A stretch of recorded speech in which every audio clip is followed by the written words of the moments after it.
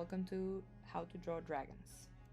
So today, by request, we're going to learn how to draw a dragon's teeth or fangs. And as with everything, I think we first need reference. So I've gathered some from the internet. No copyright infringement intended. And I will show you first the ones from actual animals. So in this case, we have different animals. As you can see, we have crocodiles, we have a lion or a cat, reptiles, an elephant, a parrot. This is just to give you an idea of the different kind of teeth that animal can have. And the thing about their teeth being so different is the purpose. So the purpose on this one, for example, being a rabbit, you can see that their fangs, or well, teeth, are more curved in shape, and they are very separate from the rest of the teeth. So as you can see, they're all the way here and all the way back there. We have the molars. This is because they're a herbivore and they need to chew things. They're rodents, so they chew through different things. You can see a rat or you can see a beaver. They have the similar structure on their jaw precisely because that's the function they serve.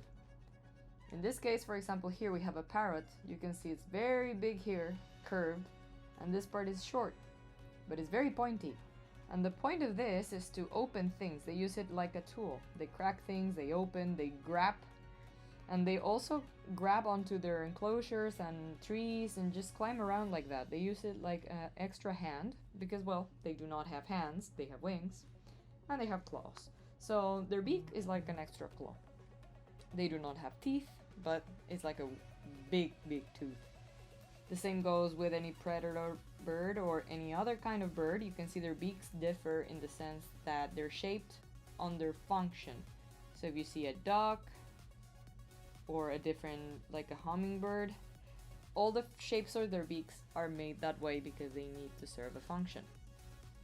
So in the case of the elephant, which people thought was a cyclops before, because, well, they thought this, which is the hole for the trunk, was the eye socket, which is not. But now that we know more about that, we're gonna focus on the teeth. So the elephant has a big trunk, but in the middle of that, well, sorry, on the sides of that, he has the tusks to defend himself, and then big molars to chew all the plants he eats. No fangs here, as we can see, herbivore as well. Reptiles, for example, sharper like noses or heads. Their nostrils are flat and they have very sharp teeth, and they're all close together. As you can see, this is a bit different from this animal, whose teeth are a bit far apart, some of it sharper than others. But they, in this case, this one, for example, has no molars here.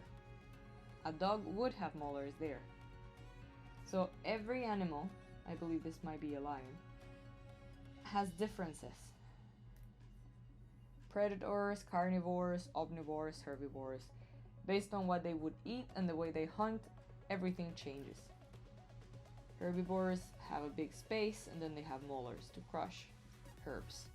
Carnivores tend to have the fangs either very sharp and close together in different sizes, like in the case of a crocodile or an alligator. And in the case of an eel, which it would be the thumbnail picture of this video, I made a dragon based on an eel, and their teeth are pretty scary. This one looks milder in comparison, almost all the teeth are the same size, but the one I drew has teeth that pretty much look like this. Have you seen the dragons in Game of Thrones? The way their teeth are like superimposed one on top of the other. This is pretty much the idea. So what can you do to make your own dragon have teeth that look realistic but also original? You've probably seen many kinds of teeth in dragons. These are some examples I found as well. And as you can see, this one kind of looks like an alligator. This one might look like a T-Rex in the sense that the teeth almost all come like this from the top and then one on the bottom like this. Almost kind of like that, but this is more cartoony looking. The more realistic option I saw was this. As you can see, the teeth look like the eel. They are separated a bit. They do not have molars here. They're almost all the same size. They're thin and they're sharp. This is interesting because he has molars right here, a little space, and then all the fangs that are really, really big and protrude from the mouth. So this dragon might look like this, like its teeth might just be like that, right? But what if you want to make your own dragon and you don't want the teeth to look like that? So let's see, imagine you have your skull. Or not the skull, maybe just the dragon head, already clothed in skin and muscle. So our little dragon here, we're gonna name him Bob. Because Bob is very happy. So let's say we have Bob. And we want to add some nice teeth for Bob because he's feeling sad. He went to the dentist and he lost them all. The one I made before had the teeth like this, referencing an eel. Like a lot of teeth just everywhere. Kind of like jutting out in different positions, different sizes, just crazy looking. And very scary and painful. That could be one idea, right? Like eels. But he might look very, very scary and you might not want that on your dragon. So why not? Let's give Bob different teeth. You might want to do the tiger or lion inspired teeth. Notice how these two teeth are not one on top of the other because they would clash. There's always a space for one tooth on the top. You can do like little separate ones at the back. Little ones at the front, maybe. Or, if you wanted, you can also make molars for him like this guy on the bottom. His molars might be a bit sharp because he would be a carnivore, I guess. So Bob might look happier with like better looking teeth. Well, maybe we don't want that either. And we want him to have, I don't know why, human teeth, which would be really weird. Obviously. Human looking teeth. He looks very dumb. Why does he look dumb? Well, it's a very uncanny valley situation because humans have a specific face shape that primates do, which although we do have fangs as well, our faces are flat and well, they just don't have the kind of same shape that a normal predator would, I guess. So our faces are flat. So if we do this structure on our dragon, he would look creepy as heck. Because, yeah, no. Please don't do that. Bob, I'm sorry. We're gonna remove that from your face because you don't look pretty. Okay, no human teeth, right? But we're back to the other examples. What about Bob wanting to be a bird like dragon? So birds don't have teeth unless you're a goose and you have like this little micro monster teeth.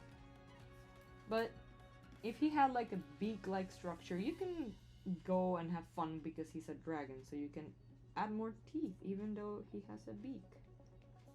Because why stick to reality when you can make fantastic things like this? So yeah, Bob is looking fierce. I'm liking that. I think I might keep that for Bob. Yeah, Bob's looking nice. But now we want to add maybe an example of a crocodile. So if Bob wanted to close his mouth, which the teeth would probably come from outside, not the inside of his mouth. So instead of coming inside here, the teeth would probably grow on the outside. And remember to always use reference. Don't be afraid of using reference. How else would you be drawing dragons without? So imagine he has the teeth on the outside, maybe molars on the inside. He looks a bit scary, like a skull. But that's the interesting thing. You can do absolutely anything when it comes to the teeth on your dragons. And of course you can find animal skulls in different angles. If you're like, how do I draw teeth from like this angle, right? So you can find like different animal skulls, because dragon skulls are always, almost always, drawn or created by somebody in these examples, for example. And if you just copy that, you might be copying someone else's idea instead of learning on your own how to draw the skull or your own form of dragon, your own creative idea on your dragon. You might be limited to copying someone else's idea. So go find some skeletons online, hopefully not real, and try to just venture into the different angles in the pictures. From the front, which might make them look really funny. On the side, on the top. And once you like something, in the case of these creatures, you can choose what to base your dragon on and even mix it. So if you wanted, for example, to draw on top of a skull of a bird and create a weird looking dragon on it, you could. But I recommend using this as a reference and then creating your own creatures. In another video I showed already how to make, like, on top of a skull picture like this, to make your own dragon. But if you find different angles, different poses, even the animals' heads, you don't even have to find the skull for that, just to see how the teeth would look. That would really help you. But first understand the basics, and then you can add the rest. So let's go back to Bob. Bob was looking really happy, and he's still looking really happy. He has teeth. So if you want to do different looking dragons, like cute dragons, you might not want to have them with very sharp teeth, right? Because, well, we don't want our dragons to look so scary after all. Making chibi dragons, for example. Chibi dragons look nice with little teeth like this, just two. Kind of like Pokemon. You know how Charizard only has like 2 adorable teeth, or 4?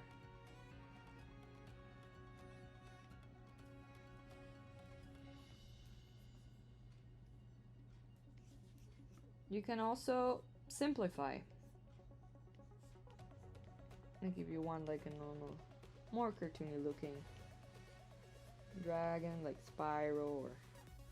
yeah, Spyro could be a good example. You can do like simpler shapes, less fans.